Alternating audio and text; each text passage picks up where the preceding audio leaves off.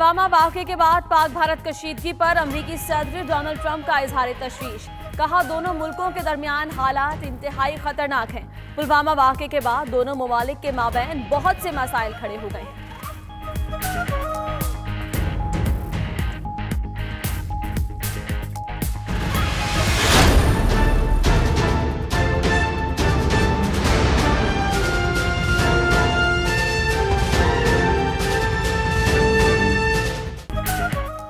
भारत को किसी भी मुहिम जोई का उसी अंदाज में जवाब दिया जाएगा। आर्मी चीफ का कंट्रोल लाइन के दौरे पर वाशगाफ अल्फाज में इंतबाह। जनरल कमर जावेद बाजवा ने कहा, हमें कोई भी किसी भी सूरत धमका या मजबूर नहीं कर सकता। सिपा सालार ने पुलवामा हमले के बाद भारतीय धमकियों के पेश नजर मजमूई हरबी तैयारियों का जायजा लिया। अगले मोर्चों पर सिपाह के बुलंद हौसले और अज़्म को सराहा। हम जंगी तैयारियां नहीं कर रहे, जंग की धमकियां आपकी तरफ से आ रही हैं। आपकी धमकियों के रिस्पॉन्स देने का हमें हक है। हम गुजरे हुए कल की फौज नहीं है। Please be rest assured, Pakistan armed forces shall never be surprised by you, but let me show you we shall surprise you. Bharat से चौंकेंगे नहीं बल्कि उसे हैरान कर देंगे। DGISPR major general Asif Ghafoor का कहना है, भारत जान ले जंग नहीं चाहते लेकिन रद्द-ए-अमल का हक महफूज रखते हैं। हम गुजरे हुए कल की फौज नहीं, कदमों पर खड़े होकर अपने हाथों से जंग लड़ी है। भारत अमन चाहता है तो कुलभूषणों को पाकिस्तान ना भेजे।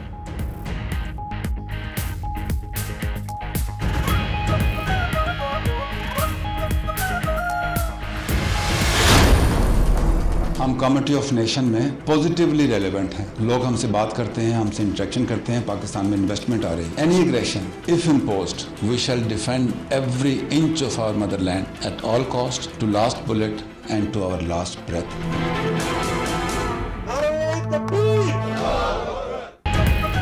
आखिरी गोली और आखिरी सांस तक दिफाए वतन के लिए सीना सिपर रहेंगे। मादरे वतन के एक एक इंच का दिफा अपने खून से करेंगे। किसी भी जाहरियत का भरपूर जवाब दिया जाएगा। DGISPR की प्रेस ब्रीफिंग में मुसल्लह अफवाज के सरबराहों का पैगाम।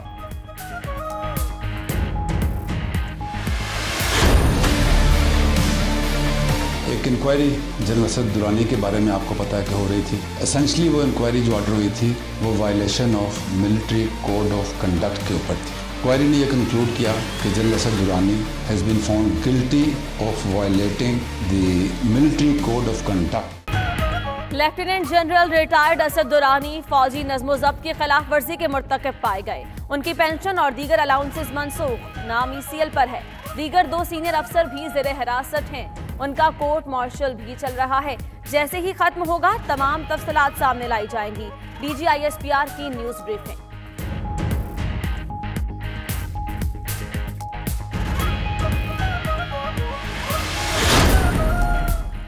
भारतीय इंतहा पसंद पाकिस्तान दुश्मनी में तमाम हदें पार कर गए।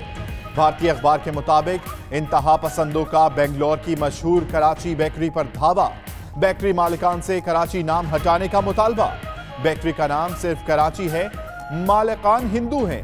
1953 से कायम बेकरी मालिकान ने कराची नाम साइन बोर्ड से हटा दिया। पंजाब हुकूमत की नेशनल एक्शन प्लान के तहत कार्रवाई। बहावलपुर में एक मस्जिद और मदरसे का कंट्रोल संभाल लिया। मदरसे से कालादम जैश मोहम्मद का मुबैना तौर पर ठिकाना करार दिया जा रहा था। तर्जुमान वजारत दाखिला के मुताबिक तलाशी के दौरान मदरसे से कोई मुतनाज़ा लिटरेचर नहीं मिला, सिर्फ दीनी तालीम दी जा रही थी।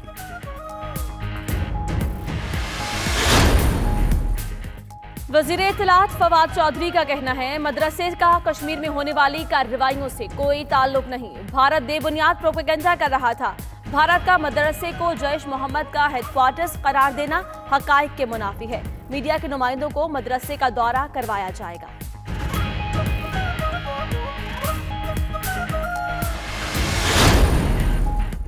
इस्राएली फौज का निहत्थे फलस्तीनियों पर मजालिम का सिलसिला जारी। गजा की सरहद पर इस्राएली फौज की फायरिंग से एक फलस्तीनी नौजवान शहीद, 30 से जायद अफराद जख्मी हो गए।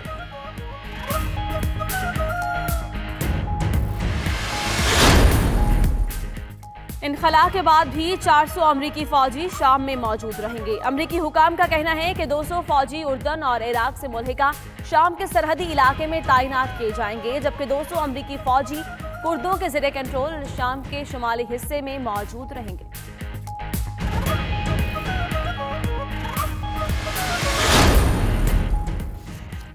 सूडानी सदर उमर अल बशीर ने मुल्क में इमरजेंसी नाफिज कर दी। खबर एजेंसी के मुताबिक सूडानी सदर ने काबीना और लोकल गवर्नमेंट को तहलील कर दिया। दिसंबर से मुल्क में उमर अल बशीर को हटाने के लिए मुजाहिरे जारी हैं।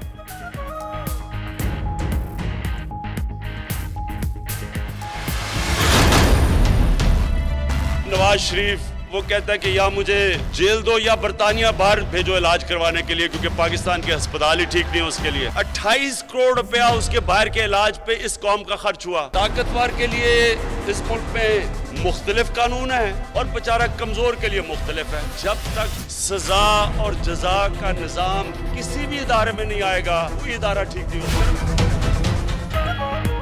जितना मर्जी शोर मचा लें, एक एक का एहतसाब करना है। वजीर आजम इमरान खान कहते हैं जो बड़ा डाकू पकड़ा जाता है वो नेल्सन मंडेला बन जाता है। नवाज शरीफ के बैरून मुल्क इलाज पर आवाम के 28 करोड़ रुपए खर्च हुए। सरकारी अस्पतालों का बुरा हाल है। कुछ मफाद परस्त इस्लाहात के मुखालिफ हैं। राजनपुर में हेल्थ कार्ड की इफ्तिताही तकरीब से खिताब, उस्मान बुज़दार की हौसला अफजाई की।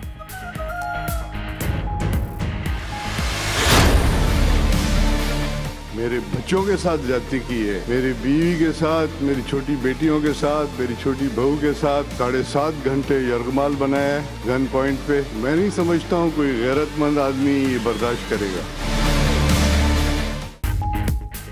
सिंध असेंबली में तारीख राकम इजलास में सदारत की कुर्सी पर बराजमान नैब का मुल्जिम। स्पीकर सिराज दुरानी की वजीर आला को अपने खिलाफ कार्रवाई की रिपोर्ट देने की हिदायत। दुरानी की गिरफ्तारी और घर पर छापे के खिलाफ करारदाद मंजूर।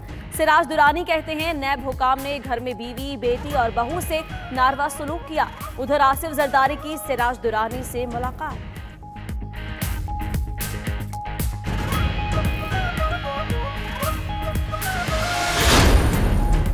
कराची के इलाके अंडा मोड़ के करीब मुबैना पुलिस मुकाबला। एक डाकू हलाक, दूसरा जख्मी। फायरिंग से जख्मी लड़की निमरा भी दम तोड़ गई। ताहाल पोस्टमार्टम ना हो सका।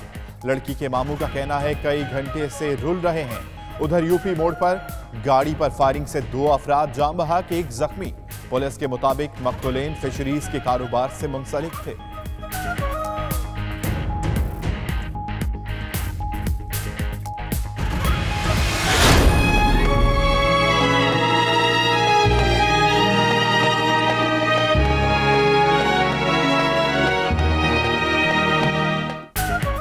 कराची में मुजरे सेहत खाने से जाँ बहक होने वाले 5 बच्चों की मैयतें कोयटा के इलाके खानोजई में पहुंचा दी गईं।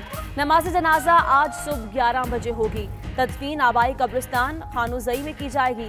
बच्चों के वालिदे के इलाज के लिए कराची जाने वाली फैमिली ने एक रेस्टोरेंट से खाना खाया था।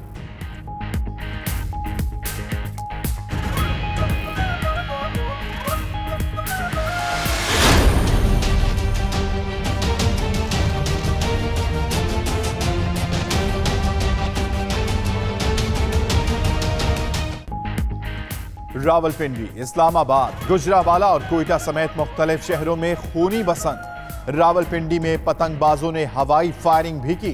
गोलियां लगने से खातून और बच्ची जान बहक। फायरिंग और डोर फिरने से 71 अफराद जख्मी भी हुए।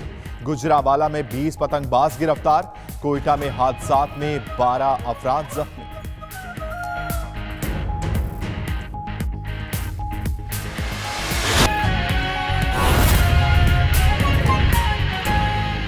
बिस्मिल्लाहिर्रहमानिर्रहीम। अस्सलामुअलैकुम। आप देख रहे हैं 92 न्यूज और मैं हूं अम्मान अली खान। दुनिया के सबसे बड़े 360 डिग्री वर्चुअल स्टूडियोज में खुशामदीद। बुलेटिन में बात करेंगे सियासी और सिविल क़यादत, दुश्मन के खिलाफ एक पेज पर आर्मी चीफ और DG ISPR ने वाज़े पैगाम दिया कि मैली आंख से देखने वालों की आंखें निकाल दी जाएंगी।